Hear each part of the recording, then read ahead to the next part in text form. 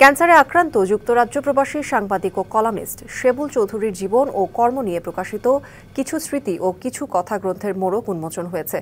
Birmingham প্রতিনিধি জয়নাল ইসলাম জানান, প্রবাসী কবি, সাহিত্যিক, সাংবাদিক, সাংস্কৃতিক কর্মীর উপস্থিতিতে বার্মিংহামের বাংলাদেশ মাল্টিপারপাস সেন্টারে গ্রন্থটির মোড়ক উন্মোচন করা হয়। মোস্তফা চৌধুরী যুবরাজের সভাপতিত্বে রাশিয়া খাতুন ও নোমান আল মনসুরের সঞ্চালনায় অনুষ্ঠানে ব্রিটেনের রাজার প্রতিনিধি হিসেবে প্রধান অতিথি ছিলেন ওয়েস্ট মিডল্যান্ডসের লর্ড ডেরিক অ্যান্ডারসন ওবি। বিশেষ অতিথি ছিলেন বার্মিংহামের lord mayor councillor Ken Wood. বক্তব্য রাখেন আজাদ আবুল কালাম, সায়েম চৌধুরী, ইব্রাহিম চৌধুরী খোকন, ফারুক চৌধুরী।